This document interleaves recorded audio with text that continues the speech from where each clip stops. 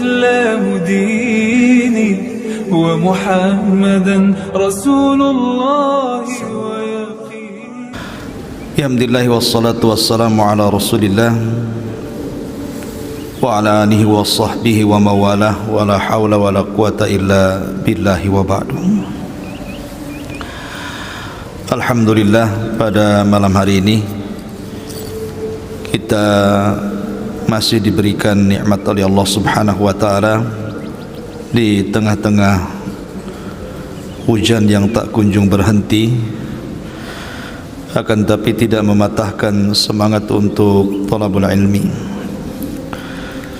Salawat dan salam kita haturkan kepada Nabi kita yang mulia alaihi salatu wassalam. Allahumma salli ala Muhammad wa ala alihi wa sahbihi wa man sara ala nahji ila yaumiddin. Pembahasan pada malam hari ini kita akan membahas tentang sejarah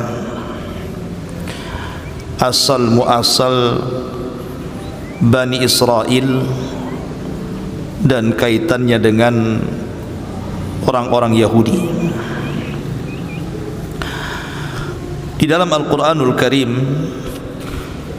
Allah Subhanahu wa taala selalu memberikan tiga istilah yang berbeda. Terkadang Allah Subhanahu wa taala menyebutkan dengan kata-kata Bani Israel. Ya Bani Israel, udhkuru ni'matallah alaikum. Tapi terkadang juga Allah Subhanahu wa taala menyebut dengan kata-kata ahlul kitab.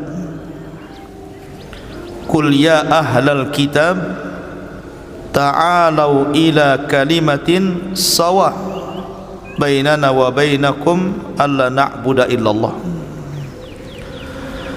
Atau terkadang Allah Subhanahu wa taala mengistilahkan dengan kalimat Yahudi. Wa qalatil yahud Uzair ibnullah. Tentu istilah-istilah ini ada maksud di dalam Al-Quran. Kenapa dibedakan panggilannya? Terkadang Bani Israel, terkadang Yahudi, terkadang ahlu kitab. Sebagian para ulama mengatakan apabila disebutkan dengan bahasa Bani Israel,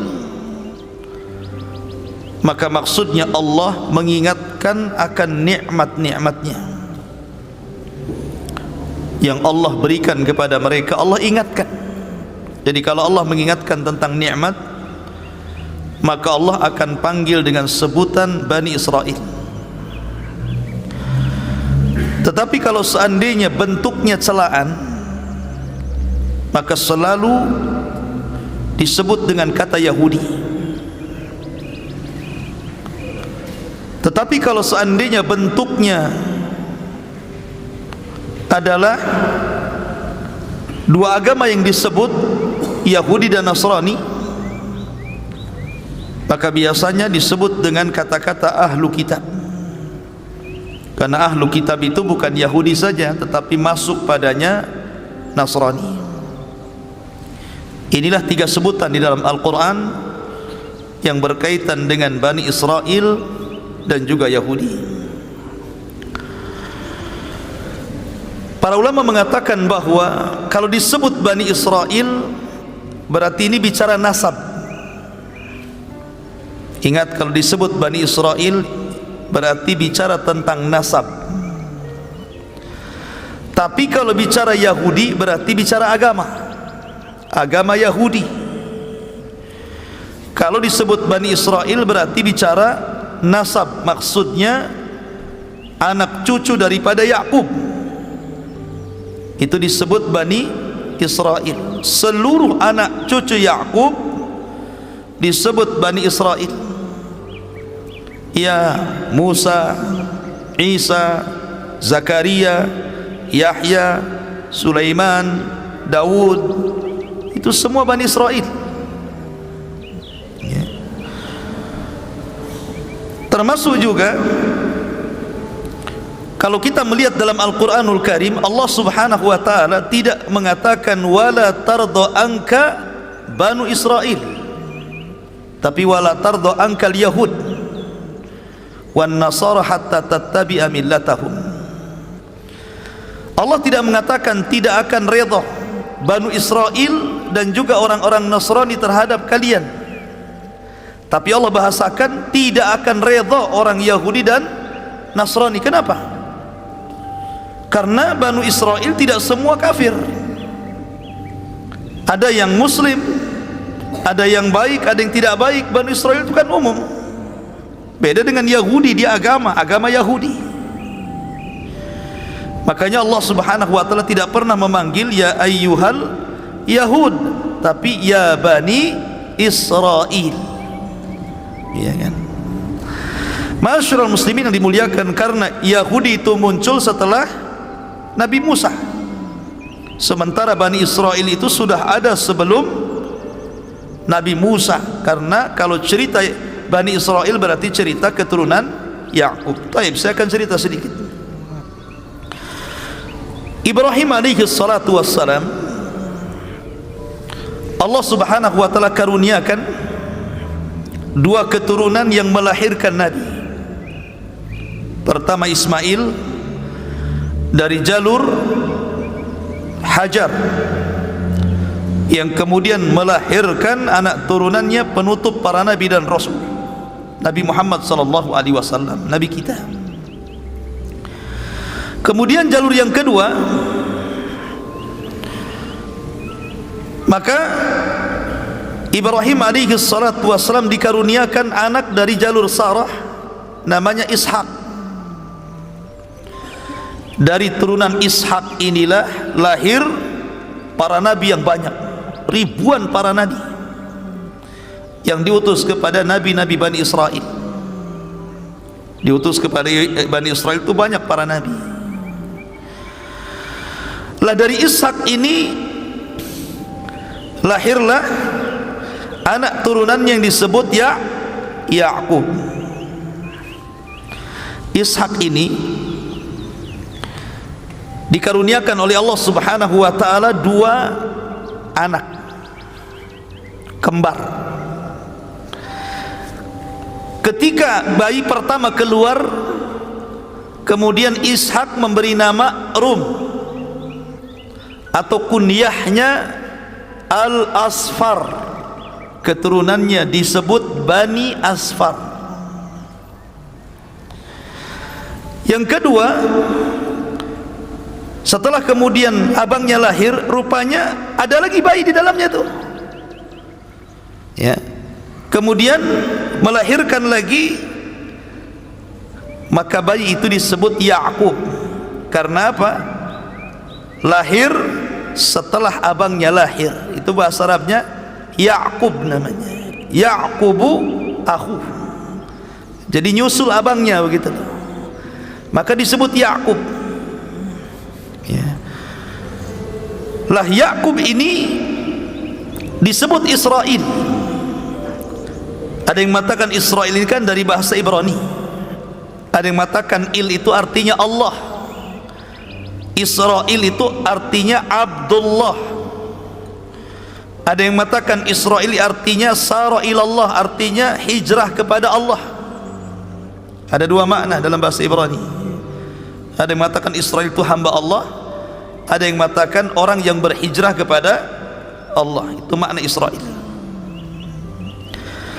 Lah, dari sini kita tahu bahwa Rum itu abangnya, Yakub itu adiknya, dan sebagian besar dunia itu lahir dari dua orang ini.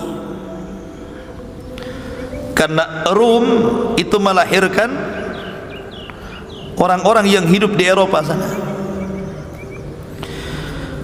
Disebutkan dalam sebuah hadis Nabi sallallahu alaihi wasallam dari Auf ibn Malik radhiyallahu an, ataitu Nabiyya sallallahu alaihi wasallam fi ghazwati Tabuk. Kata Auf bin Malik, aku datang kepada Nabi sallallahu alaihi wasallam dalam sebuah peperangan, dalam peperangan Tabuk. Kemudian Nabi sallallahu alaihi wasallam bersabda, "U'dud sittan baina yaday sa'ah." perhatikan 6 perkara yang akan terjadi menjelang kiamat dibangkitkan. Kemudian Rasul mengatakan mauti, kematianku. Kemudian fathu Baitul Maqdis, dibukanya Baitul Maqdis. Kemudian mutan ya'khudhu fikum kaqusail ghanam. Kemudian kematian mendadak seperti pudukum kambing. Kemudian yang keempat, istifadatul mal, akan melimpahnya harta benda. Kemudian yang kelima, keburukan yang akan menimpa pada setiap rumah-rumah orang Arab.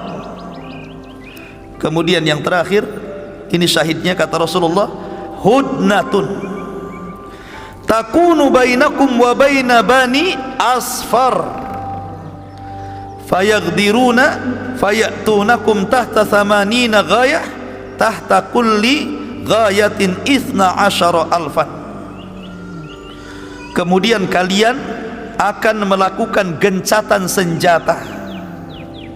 Dengan siapa? Dengan Bani Asfar. Di sini ketemu kalimat Asfar ya.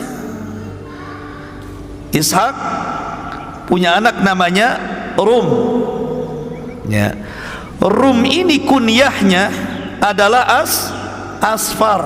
Turunannya disebut Bani Asfar. Di akhir zaman kita kaum muslimin akan melakukan perdamaian gencatan senjata dengan Bani Asfar. Bani Asfar ini keturunan siapa? Yakub. Ishak. Ya kan? Dalam riwayat bahwa Bani Asfar itu adalah orang-orang Romawi, bangsa Rum. Itu Bani Asfar. Karena dalam riwayat satastalihuna antum warum, di akhir zaman kalian akan melakukan perdamaian dengan bangsa Romawi. Dan bangsa Romawi itu dimaksudkan adalah orang-orang Nasrani yang ada di Eropa. Ma'asyiral muslimin yang dimuliakan Allah Azza wa Jalla, dan mereka jumlahnya banyak. Jadi bangsa Rum atau Bani Asfar itu nanti di akhir zaman umat paling banyak jumlahnya, kalah kaum muslimin. Kaum muslimin kalah banyak jumlahnya dibandingkan Bani Asfar atau orang-orang Nasrani Eropa. Dan itu disebutkan dalam sebuah hadis dari Mustairid Al-Qahri. Al-Mustairid ini berkata kepada Amr bin As, wahai Amr bin As, aku mendengar Rasulullah SAW bersabda, taqumus sa'atu wa rum aktsarun nas. Mendekati tegaknya hari kiamat, bangsa Romawi itu adalah bangsa yang paling banyak penduduknya. Jumlah mereka jauh lebih banyak dibandingkan jumlah kaum muslimin. Kemudian Amr bin As, ya, karena mereka memiliki 4 akhlak sehingga mereka disukai, sehingga banyak orang-orang yang masuk Nasrani nanti di akhir zaman. Yang pertama, mereka itu orang yang paling cepat untuk melawan apabila terjadi kekalahan perang. Jadi mereka kalau kalah perang tidak lantas kemudian ditangisi kekalahannya, tetapi mereka cepat bangkit lagi untuk menyerbu. Yang kedua, mereka adalah sebaik-baik manusia terhadap orang fakir, orang miskin, suka membantu. Makanya orang Nasrani hati-hati, mereka dakwahnya suka membantu itu, kasih makan, kasih uang, kasih tempat, kasih pendidikan gratis. Begitu orang Nasrani. Ya. Kemudian yang ketiga, mereka orang yang paling lembut ketika terjadi fitnah. Jadi kalau terjadi musibah tsunami gitu kan, mereka kena musibah, mereka paling cepat bangkitnya. Mereka tidak menangisi musibahnya. Tidak seperti kita kan, kalau kena musibah keluarga itu ditangisi sampai 2 tahun gak selesai-selesai gitu.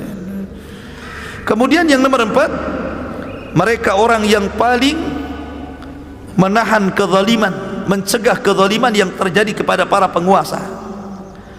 Empat sifat inilah yang menjadikan di akhir zaman orang-orang suka dengan Nasrani. Makanya mereka akan banyak jumlahnya. Lah orang-orang Nasrani ini, orang-orang yang ada di Eropa itu keturunan Bani Asfar, dan Asfar itu nama lain daripada Rum, dan Rum itu anak daripada Ishak, dan dia adalah saudara daripada Yakub. Itu dari segi abangnya ya. Sekarang kita kembali kepada Yakub. Setelah Yakub kemudian lahir,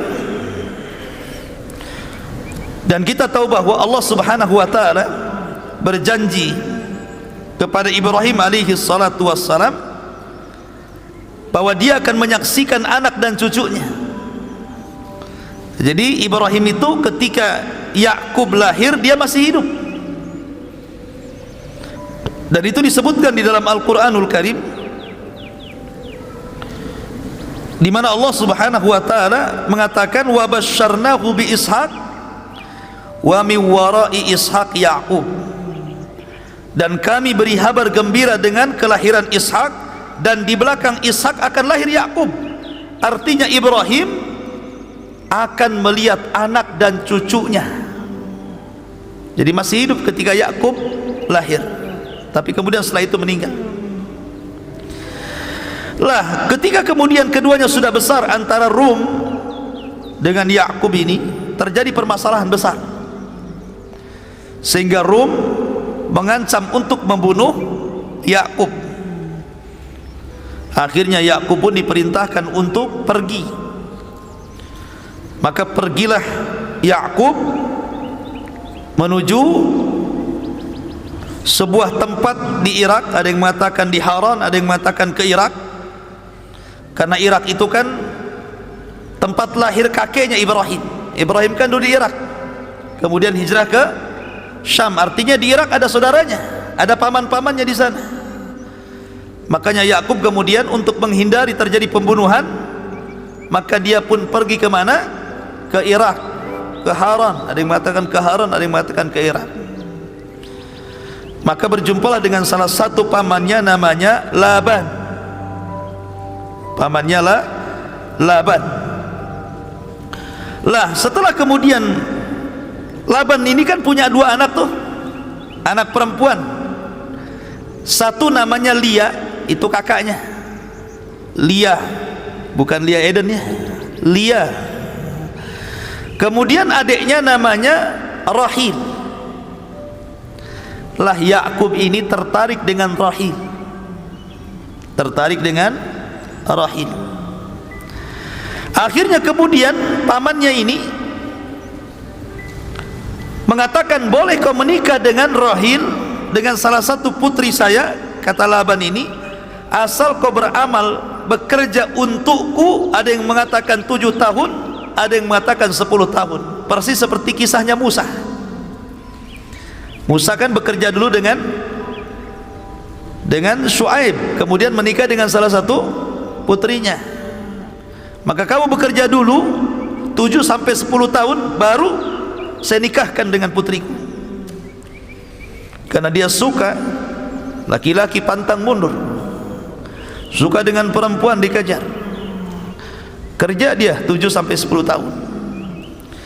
Sudah selesai perjanjiannya itu, dia menagih sama pamannya.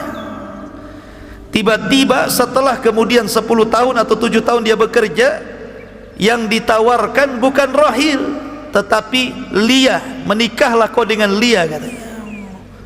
Kata Yakub, saya tidak suka Lia, saya ingin Rahil, kan gitu ya. Tapi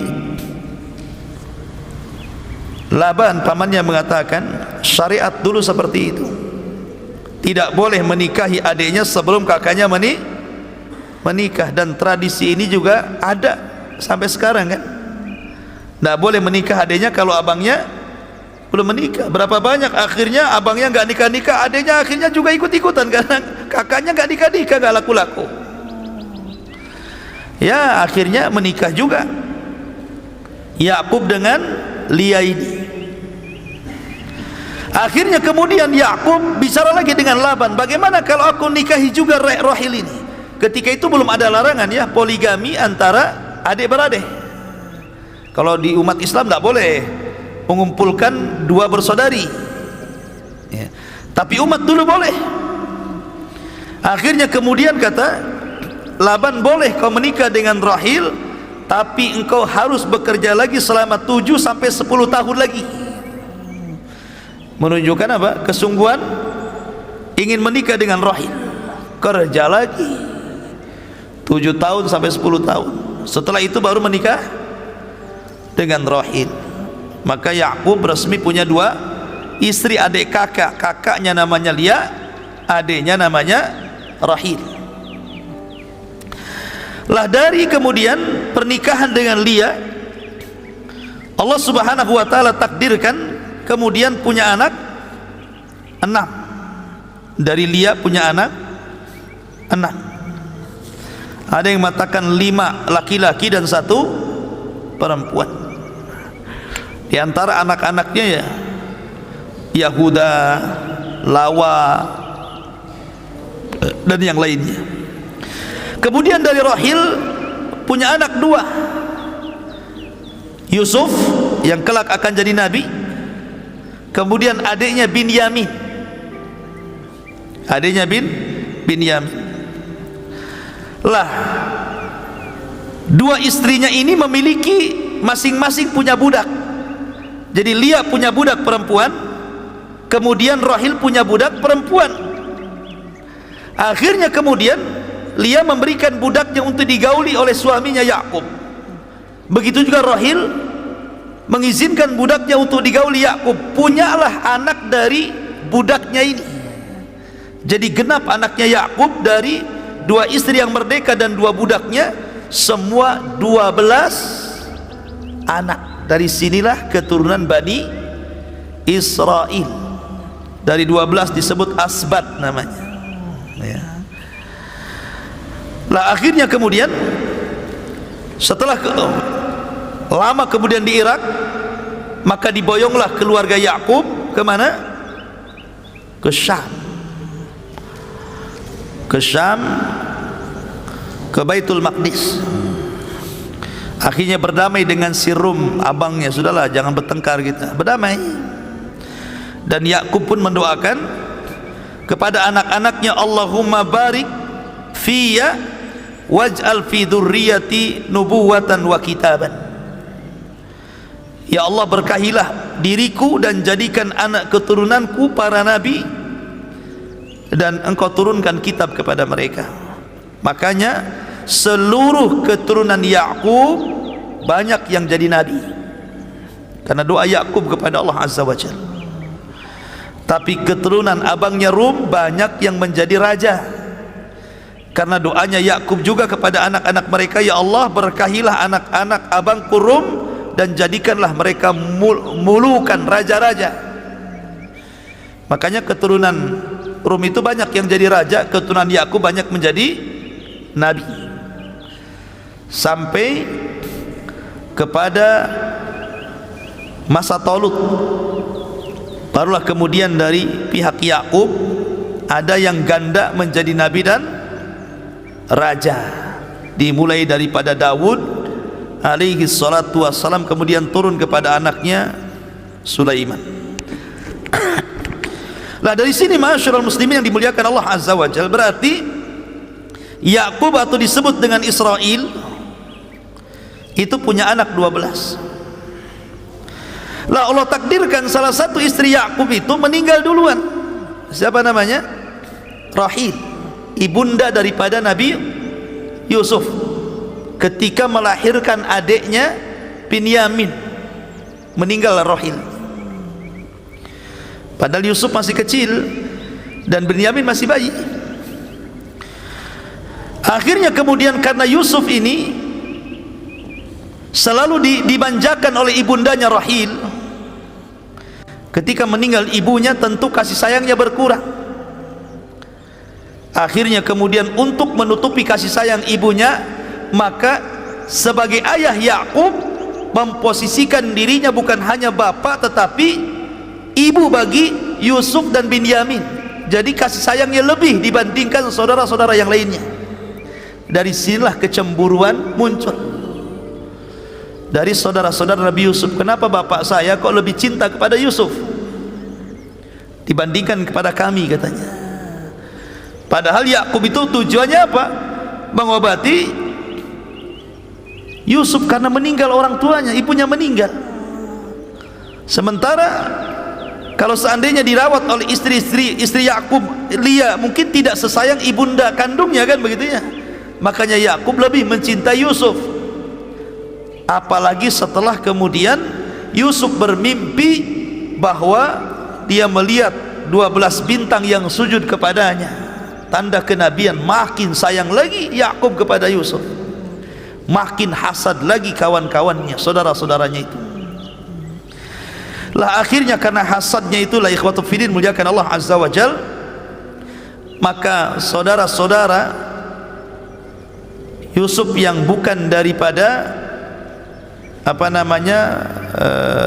Rahil, tapi dari Lia, maka mereka sepakat untuk mencelakai Nabi Yusuf alaihi salatu wassalam. Dari sinilah kita kenal dengan kisah pembuangan Yusuf ke dalam sumur. Singkat cerita bahwa Bani Israel ini, ikhwatu fiddin, ada yang baik seperti Yusuf dan Benyamin baik, ada yang jahat seperti saudara-saudaranya. Sehingga mereka kemudian sepakat, sebagian mereka mengatakan uqtulu Yusuf, bunuh saja Yusuf itu, katanya. Yang lain mengatakan awit rahuhu ardhan, atau kita lempar saja ke hutan. Yang lain mengatakan la taqtulu Yusuf wa alqu fi ghayabatil jub, jangan dibunuh, kita buang saja ke tempat yang jauh, katanya. Kemudian macam-macam ide gitu kan. Intinya mereka sepakat untuk menyakiti Yusuf gitu ya. Cuman ada yang lebih jahat, ada yang agak rendah kejahatannya, gitu saja. Dari sini bahwa Bani Israel itu bertingkat-tingkat, ada yang baik, ada yang jahat gitu. Lah ikhwatu fiddin, muliakan Allah Azza wa Jalla. Tetapi kemudian mereka di akhir hayat bertobat kepada Allah Azza wa Jalla. Jadi sebelum kematian Yakub, orang-orang yang pernah menyakiti Yusuf dari saudara-saudaranya bertobat kepada Allah Azza wa Jalla, sehingga Allah Subhanahu wa taala berfirman, am kuntum syuhada id hadara yaqubal mautu id qala li banihi ma ta'buduna min ba'di qalu na'budu ilahaka wa ilaha abaika Ibrahim wa Ismail wa Ishaqa ilahan wahidan wa nahnu lahu muslimun. Ingatlah ketika kalian menyaksikan Yakub sedang meregang nyawa, ketika Yakub berpesan kepada anak-anaknya, apa yang kalian sembah sepeninggalku, kata Yakub. Maka anak-anaknya mengatakan, kami akan menyembah Tuhanmu wahai ayah, Tuhan bapak-bapak nenek moyangmu wahai ayah, Ibrahim, Ismail, Ishak, yaitu Tuhan yang satu, dan kami akan berserah diri untuk Allah Subhanahu wa taala. Dari sini menunjukkan bahwa setelah meninggalnya Yakub dan saudara-saudara Yusuf bertobat, maka mereka berada di atas tauhid. Semua berada di atas tauhid karena sudah bertobat dan Allah terima tobatnya. Tapi kemudian kemudian mereka pun lahir anak keturunannya, anak cucunya lahir banyak. Mulailah di antara anak cucunya atau disebut dengan Bani Israel, mulai ada yang berubah. Setelah mereka ada yang mengatakan Uzair anak Allah, setelah mereka ada yang mengatakan, ada yang menyembah patung sapi Samiri. Kemudian setelah mereka ada yang berbicara tentang zat Allah dan mengatakan Allah itu fakir, kami kaya. Setelah itu kemudian muncullah orang-orang yang membunuh para nabi, menumpahkan darah, membunuh Zakaria, memenggal kepala Yahya, dan banyak orang-orang Bani Israel yang berani menentang para nabi yang diutus kepada mereka. Mulailah tersesat Bani Israel. Ma'asyiral muslimin yang dimuliakan Allah Azza wa Jalla. Maka dari sini Bani Israel ini adalah keturunan Yakub. Berkembangnya Bani Israel itu di Mesir. Jadi setelah kemudian Yusuf alaihi salatu wasallam memboyong keluarga Yakub dan saudara-saudaranya dibawa ke Mesir, dari Palestina dibawa ke Mesir, karena Yusuf ini kan diberikan kedudukan oleh Fir'aun, penguasa Mesir, menjadi bendaharawan Mesir. Maka keluarga Yakub pun dihormati, dikasih tempat, dikasih pekerjaan, dikasih rumah layak huni, dan begitu seterusnya. Akhirnya mereka pun anak pinak berturun-turun berada di Mesir. Jadi mereka membuat kerajaan sendiri, karena ada Nabi Yusuf, maka mereka aman. Maka itulah cikal bakal Bani Israel berkembang di Mesir ini. Lah baru kemudian Nabi Yusuf alaihi salatu wassalam meninggal dunia, mulailah sedikit demi sedikit terjadi penindasan oleh kaum Kipti, kaumnya Fir'aun. Sedikit demi sedikit terjadi penindasan, ya, pemerkosaan, pembunuhan, dan begitu seterusnya, sampai puncaknya ketika Fir'aun bermimpi. Dalam mimpinya dia melihat ada api yang mengarah dari Palestina menuju Mesir, membakar seluruh Mesir, tetapi kampung Bani Israel tidak terbakar. Akhirnya kemudian Fir'aun mengumpulkan tukang ramal-ramalnya dan menjelaskan mimpinya. Ini mimpi apa ini? Maka para peramal mengatakan bahwa akan ada satu anak laki-laki turunan Bani Israel yang akan mencaplok kekuasaan Fir'aun. Wah, makin ganas Fir'aun. Akhirnya menyuruh untuk membunuh dan membantai anak laki-laki dan membiarkan anak perempuan. Setiap hari kalau ada orang hamil ditunggu, jangan sampai kemudian tidak tahu dia melahirkan. Betul-betul pembantaian, betul-betul sadis Fir'aun itu, dibantai betul. Akhirnya kemudian para penasihat Fir'aun mengatakan, wahai Fir'aun, kalau engkau bantai seluruh keturunan Bani Israel, siapa yang akan membangun Mesir? Karena Bani Israel Allah berikan kecerdasan lebih dibandingkan kaumnya Kiptinya Fir'aun itu.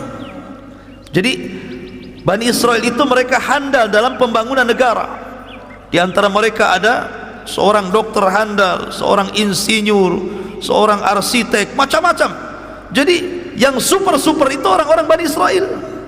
Makanya orang-orang mengatakan, kalau kalian bantai Bani Israel, lalu siapa yang akan membangun Mesir? Sudahlah, buatlah kebijakan yang berbeda. 1 tahun kau bantai, 1 tahun kau biarkan, katanya. Akhirnya kemudian 1 tahun ketika pembantaian senyap.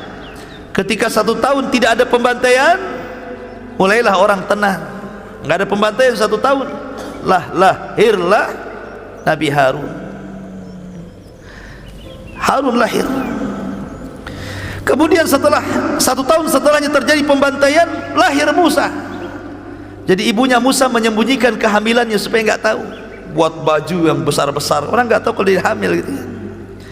Ketika melahirkan nggak ada ya orang tahu, tapi nanti pasti akan tahu kan gitu lah. Karena ketakutan, maka Allah Subhanahu wa ta'ala mengilhamkan kepada Ummu Musa untuk meletakkan di kotak, kemudian diletakkan di laut, kasih tambang gitu ya.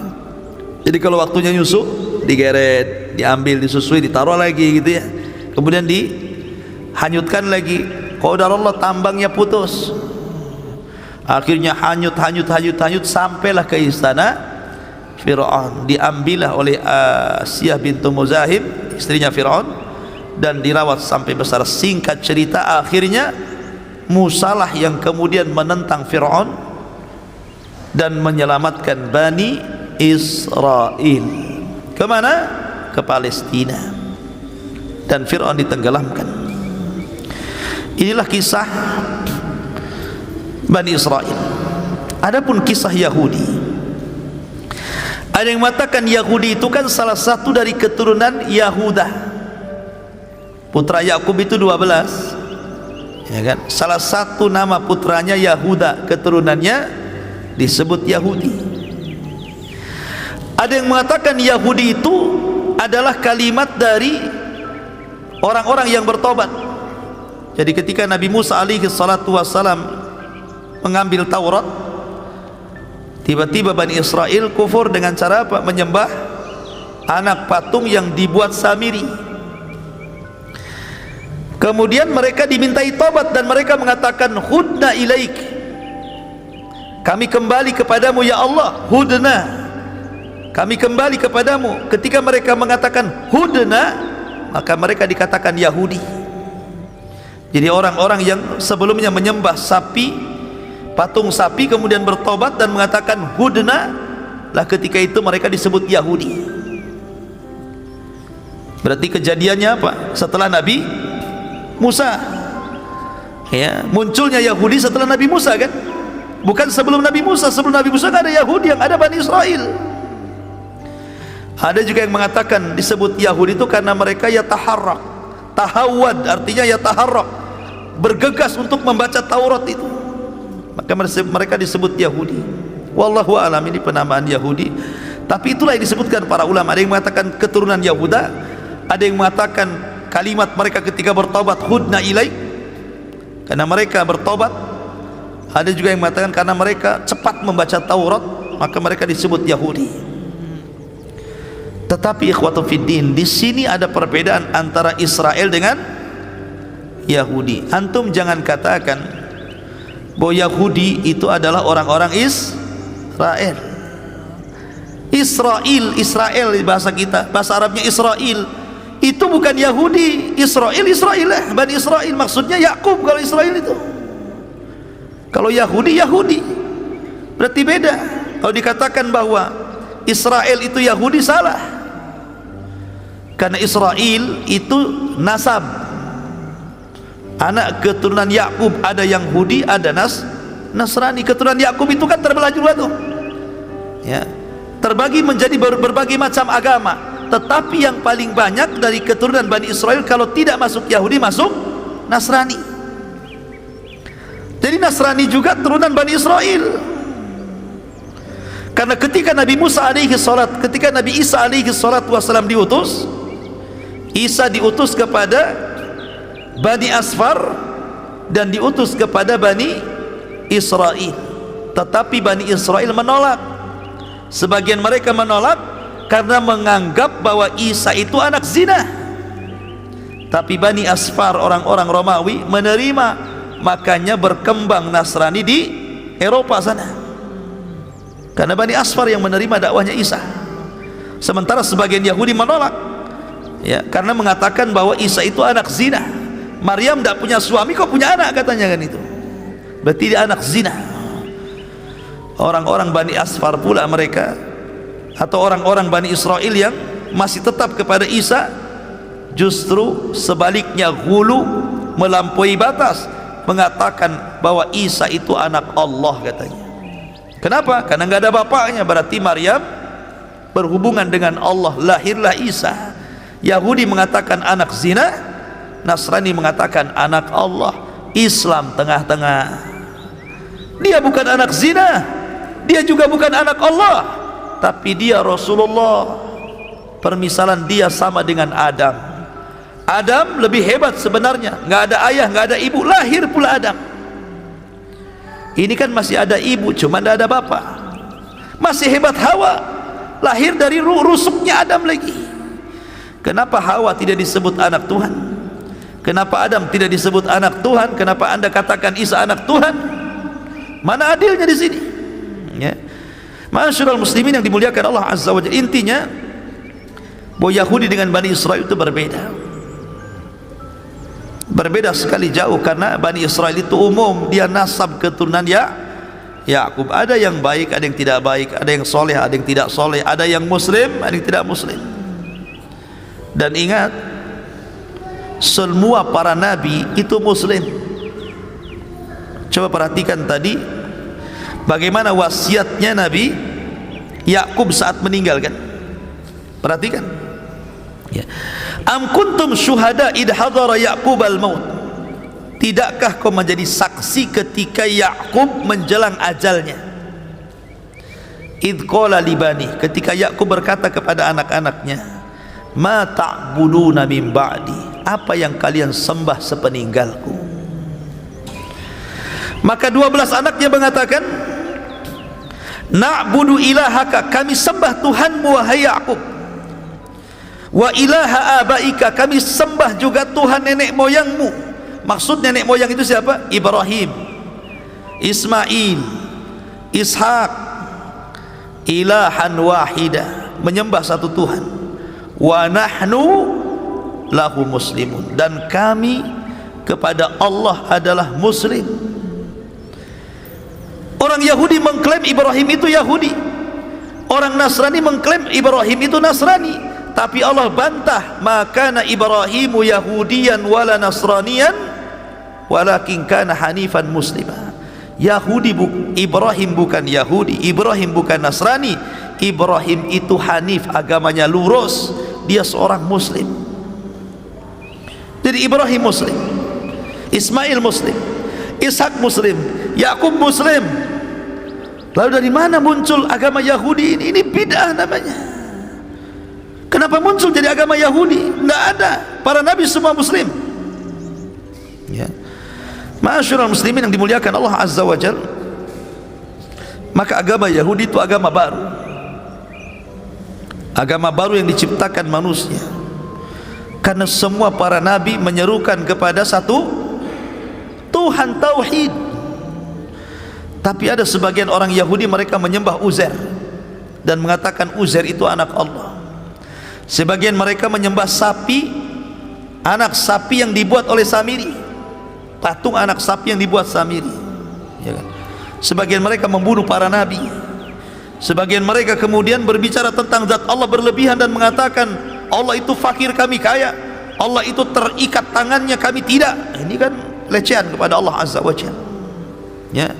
Oleh karena itulah ikhwatul fillah, maka bedakan Bani Israel dengan Yahudi. Adapun bagaimana sejarah Yahudi itu saya sudah jelaskan, dan antum lihat di YouTube tentang sejarah Palestina. Situ saya terangkan panjang lebar tentang sejarah Yahudi itu. Ya, jadi tidak usah diulang. Dan juga karena waktu juga cuaca, ya, saya tidak bisa lama-lama. Kondisi cuaca agak dingin, antum juga saya yakin pengen cepat balik, cepat tidur kan. Memang cuaca dingin paling enak tidurnya. Maka kita tutup saja kajian kita. Subhanakallah bihamdika, asyhadu an la ilaha illa anta, astaghfiruka wa atubu ilaik. Allah taala. Assalamualaikum warahmatullahi wabarakatuh. Bismillahirrahmanirrahim. Alhamdulillah, asyukurillah, wala hawla wala quwata illa billahi wa ba'du. Assalamualaikum warahmatullahi wabarakatuh. Saya Abu Humairah selaku pembina dan pengasuh Pondok Pesantren Tahfidz Al-Quran dan Bahasa Arab Pondok Pesantren Jabal Uhud yang terletak di lereng Bukit Tiban Kampung, Tiban Lama, Tiban Batam, Kepri, Kepulauan Riau. Alhamdulillah, pondok pesantren ini sudah berjalan hampir 3 tahun dan sudah ada ratusan santri yang sedang menghafal Al-Quran dan juga menguasai bahasa Arab dan membaca kitab. Dan mengingat keterbatasan gedung yang kami miliki, karena banyaknya peminat santri-santri dari luar, bukan hanya dari Batam tapi juga dari Tanjung Pinang, bahkan dari luar Batam, Sumatera, Jawa, yang mereka berminat untuk datang ke tempat ini, belajar di tempat ini. Akhirnya gedung yang kami miliki tidak mencukupi dan memadai, maka insya Allah kami sedang membangun gedung pesantren yang kapasitasnya bisa mencapai ribuan, sekitar 2-3 lantai. Tetapi bagaimanapun kalau bukan karena Allah Subhanahu wa Ta'ala, kemudian kaum muslimin yang ikut berpartisipasi membangun pondok pesantren Tahfidz Al-Quran di tempat kami, tentu kami bukanlah siapa-siapa dan kami juga tidak bisa apa-apa, semua karena pertolongan Allah Subhanahu wa Ta'ala. Sehingga kami mengutuk hati-hati kaum muslimin untuk ikut menyumbangkan sebagian hartanya membantu pembangunan pondok pesantren bahasa Arab dan Tahfidz Al-Quran untuk mencetak para generasi Al-Quran di masa yang akan datang. Nabi SAW bersabda, ma naqasa min malis sadaqah, ma naqasa min malis sadaqah, tidak mungkin berkurang harta yang disedekahkan, tidak mungkin berkurang harta yang disedekahkan. Subhanakallah bihamdika, asyhadu an la ilaha illa anta, astaghfiruka wa atubu ilaik. Assalamualaikum warahmatullahi wabarakatuh.